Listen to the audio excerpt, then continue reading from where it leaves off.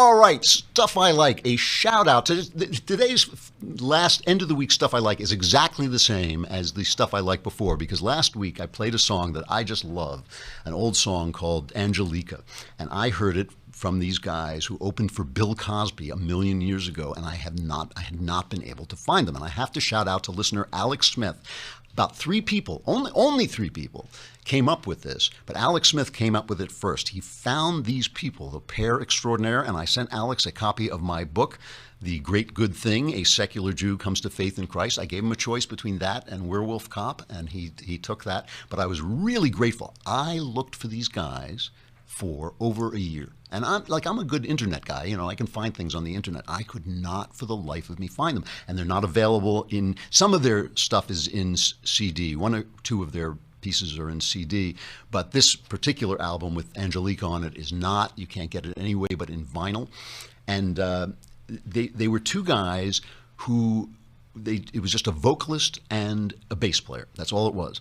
And Carl Mathis Craig was the vocalist. He died in 2012. He became an actor, and he did good works in Dallas running a scholarship for kids interested in the arts. The bass player was A. Marcus Hemphill, and he went on to become a New York playwright and TV writer, and he actually wrote for the Bill Cosby Show after opening for Cosby. But both of them teamed up.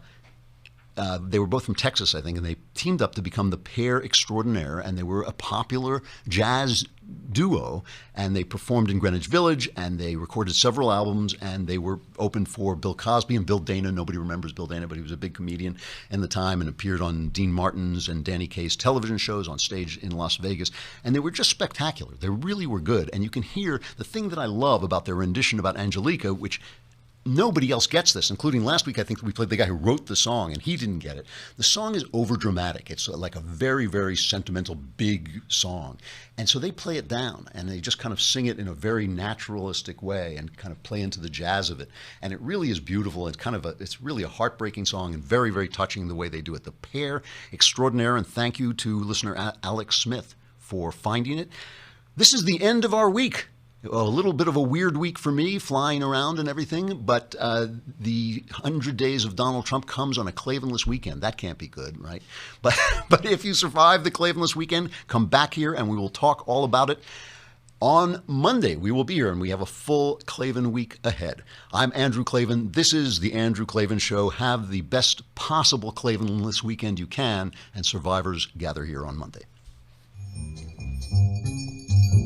Each night I meant to say I missed her through the day, but I'd forget it. I never said it. I passed the flower shop. Lord knows I meant to stop, but I'd say tomorrow, perhaps tomorrow. Tomorrow there'd be time, there'd always be another spring. Time to make her laughter ring, time to give her everything. Oh, my